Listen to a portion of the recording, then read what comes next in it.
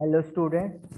तो आज हम लोग डिस्कस करेंगे class 10th science NCERT chapter is carbon and its compound. तो कार्बन और उसके कंपाउंड्स का चैप्टर हमारा कंटिन्यू होने वाला है। नेक्स्ट टॉपिक हम लोग करने वाले हैं and that is hetero atom. HETERO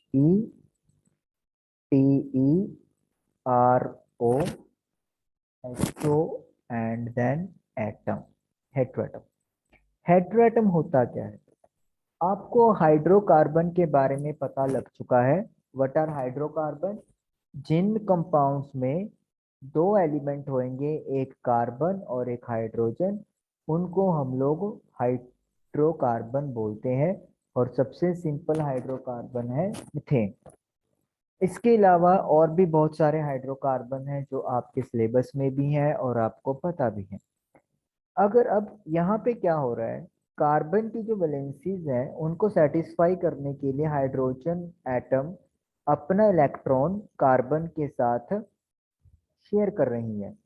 लेकिन अगर सपोज करें हमने यहाँ पर हाइड्रोजन को रिमूव करना हो, मान लो मैंने एक हाइड्रोजन को रिमूव कर दिया और इस हाइड्रोजन की जगह पे आ गया क्लोरीन। क्लोरीन आ सकता है क्योंकि क्लोरीन भी एक मोनोवेलेंट एलिमेंट है। और अगर हमें एक हाइड्रोजन हटाना है तो उसकी जगह पर एक मोनोवेलेंट एलिमेंट लगाना पड़ेगा, तो क्लोरीन लगा दिया। तो इससे क्या हो गया? इससे ये हो गया कि कार्बन की जो वैलेंसी है वो सेटिस्फाई ही रही है, लेकिन जो कंपाउंड है वो बिल्कुल डिफरेंट बन गया है। इसी तरीके से अब सपोज कर लो आप लोगों ने दो हाइड्रोजन हटा दिए और उसकी जगह पर लगा दिया ऑक्सीजन। अब आप सोचोगे ऑक्सीजन एक कैसे इसको सेटिस्फाई करेगी? तो ऑक्सीजन कार्बन के साथ डबल बॉन्ड बना के उसकी वैलेंसी सेटिस्फाई कर देगी। तो हम लोग देख क्या रहे हैं, कोई एलिमेंट हाइड्रोकार्बन में हाइड्रोजन को रिप्लेस कर रहा है और नए कंपाउंड बना रहा है। उन एटम्स को, जो मतलब या एलिमेंट्स को जो रिप्लेस कर रहे हैं, दे आर नोन एज हेट्रोएटम्स। यानी कि हम लोग क्या लिखेंगे? एटम्स या फिर एलिमेंट्स रिप्लेसिंग। रिप्लेस मतलब एक को हटा के दूसरा लग जाना। किसको रिप्लेस करेंगे? हाइड्रोजन एटम या एटम्स को इन अ हाइड्रोकार्बन। एक हाइड्रोकार्बन के अंदर जब हाइड्रोजन को हटा के, एक या एक से ज्यादा एटम्स को हटा के उनकी जगह जो नई एटम या एलिमेंट लगते हैं, they are known as hetero atom. तो यहाँ पे जैसे क्लोरीन हेट्रो एटम हो गया, ऑक्सीजन हेट्रो एटम हो गया। तो दिस इज हेट्रो एटम की डेफिनेशन और उसका मीनिंग।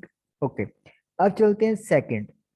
सेकंड जो चीज हमें आज करनी है दैट इज फंक्शनल ग्रुप। अब फंक्शनल ग्रुप क्या होते हैं? ये हेट्रो एटम के साथ ही एसोसिएट है। देखिए, अब क्या चीज है, सपोज करो मेरे पास मिथेन ही था CH4, और ये मेरे पास एक नया कंपाउंड बन गया है जो मैंने यहाँ पे बनाया है CH2 डबल बॉन्ड O। मैं अभी इसके आपको नाम वैसे बता देता हूँ। इसको हम लोग मिथानल बोलते हैं और ये मिथेन होता है। ये इसको मिथानल क्यों बोलते हैं, क्या नाम है इसका, वो चीज पे नहीं जाएंगे। सिंपली अभी हमें फंक्शनल ग्रुप को समझना है। अब देखिए, ये जो मिथेन है ये जैसे आपको पता है this is your alkane family. ये एल्केन फैमिली है।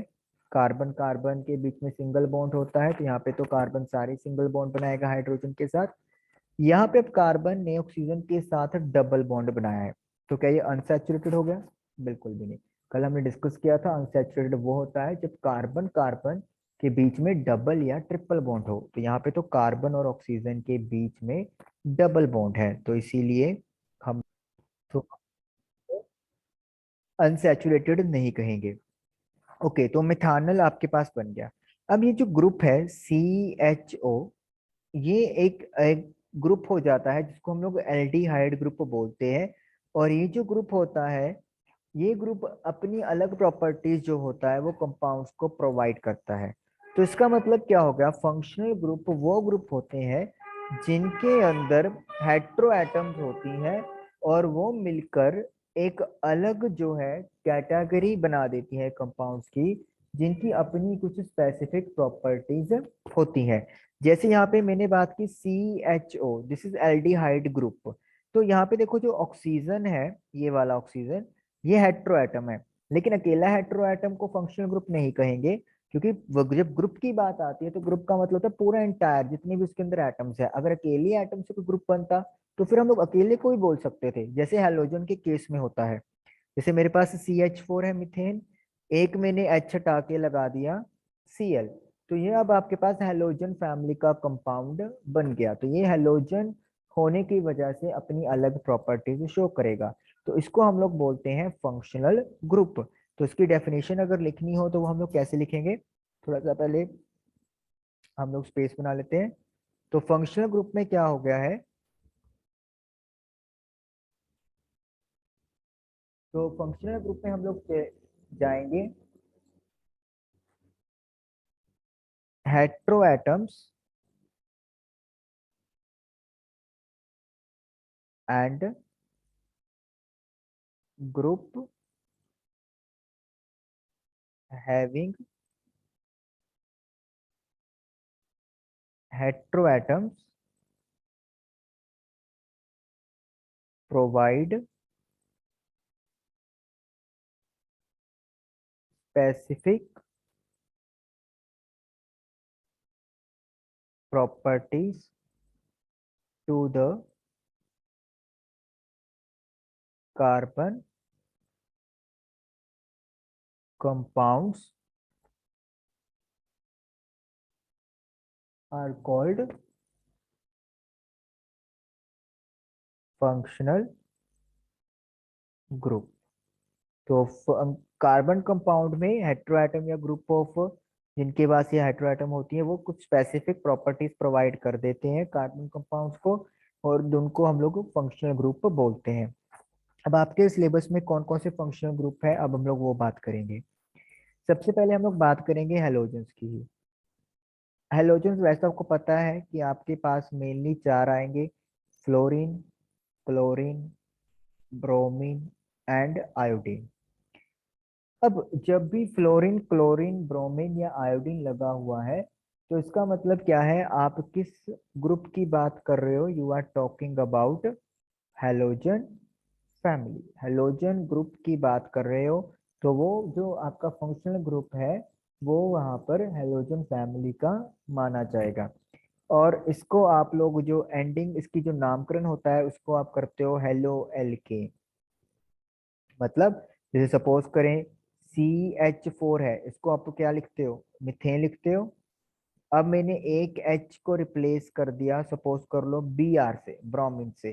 तो हेलो मतलब हेलोजन का हेलो है वो। तो यहाँ पे ब्रोमीन है तो ब्रोमीन का हेलो मतलब ब्रोमो, क्लोरो, आयोडो, फ्लोरो, ब्रोमो। और एल्केन, एल्केन क्या है, मिथेन, तो ब्रोमो मिथेन लिख देंगे। तो मतलब हेलोजन फैमिली का ये आपके पास वन ऑफ द मेंबर आ गया। तो इसमें हेट्रो एटम कौन हुई, इसमें हमारे पास हेट्रो एटम ब्रोमीन हुई। इसी तरीके से अगर फ्लोरीन होता तो फ्लोरीन हो जाती, क्लोरीन भी हो सकती थी, आयोडीन भी हो सकती थी। डिपेंड के आपके पास कंपाउंड में कौन सी एटम प्रेजेंट है, किस एलिमेंट की कौन सी एटम प्रेजेंट है। देन ऑक्सीजन, ऑक्सीजन एक हेट्रोएटम है, लेकिन इसके जो फंक्शनल ग्रुप आपके सिलेबस में है वो टोटल चार है। हम लोग डिस्कस करेंगे one by one. First is alcohol. Alcohol की पहचान है OH। अब देखिए, मैं सबसे सिंपल वे में स्टार्ट करूंगा, मिथेन को ही लेके बार बार आपको समझाऊंगा। मिथेन CH4 है, मैंने किसका एक H हटा दिया और उसकी जगह पर लगा दिया है OH। तो आप क्या देख सकते हो, आप देखोगे कि यहाँ पे 4H थे, 1 2 3, और एक और 4H इधर था।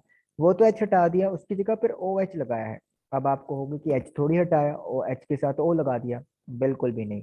हमने क्या किया है, यहाँ पे जो H था, देखिए पहले आपके पास मिथेन का स्ट्रक्चर ये वाला था।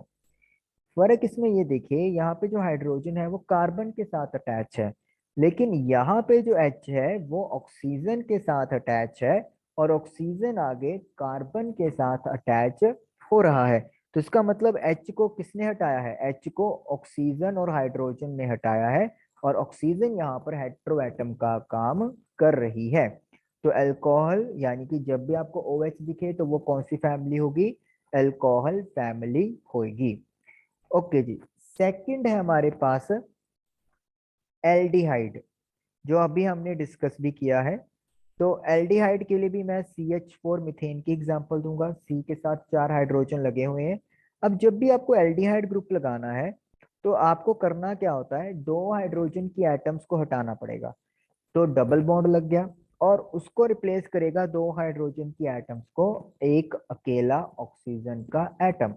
तो इस तरीके से हम लोग क्या कहेंगे कि CHO जो ग्रुप है वो एल्डिहाइड ग्रुप है। अगर मैं बोलूं कि ये एक्चुअली प्रॉपर रिप्रेजेंटेशन नहीं है तो मैं अपनी जगह पे सही भी हूँ, क्योंकि यहाँ पे तो ये लग रहा है कि H की बॉन्डिंग O से हो रही है, लेकिन ये गलत है। H की बॉन्डिंग O से नहीं है, H की बॉन्डिंग C से ही है। ऑक्सीजन C के साथ डबल बॉन्डेड अटैच है। और आप काउंट कर सकते हो 1 2 3 4, 4 की 4 वैलेंसीज कार्बन की सेटिस्फाइड हो रही हैं। तो एल्डिहाइड ग्रुप में CHO लगता है। अगेन आप देखोगे कि क्या हो रहा है यहाँ पे, आपके पास क्या हो रहा है, जो ऑक्सीजन है वो उसने 2 हाइड्रोजन को रिप्लेस कर दिया है। तो यहाँ पर भी ऑक्सीजन जो है वो हेट्रो एटम होगी और फंक्शनल ग्रुप एल्डिहाइड होगा। थर्ड थर्ड हमारे पास है कीटोन ग्रुप। कीटोन का जो आपके पास स्ट्रक्चर होता है फॉर्मूला ग्रुप का, वो होता है C डबल बॉन्ड O। अब यहाँ पे मिथेन नहीं हम लोग बना सकते, वो क्यों नहीं बना सकते वो आपको थोड़ा सा बाद में बताया जाएगा। अब इथेन भी नहीं है, यहाँ पे हम लोग प्रोपेन की बात करेंगे। प्रोपेन, आपको अगर जनरल फॉर्मूला याद हो एल्केन का, हमने डिस्कस किया था CnH2n+2। प्रोप का मतलब कितने कार्बन होते हैं, 3। तो n की वैल्यू 3 पुट करेंगे, 3 इंटू 2 6, 6+2 8। यानी कि हमारे पास क्या बनेगा, 3 कार्बन और उनके साथ हाइड्रोजन की 8 एटम्स। तो 1 2 3 4 5 6 7 8। तो हाइड्रोजन की हम लोग 8 एटम्स यहाँ पर लगाएंगे। तो हाइड्रोजन की हमने 8 एटम्स यहाँ पर अटैच करनी है।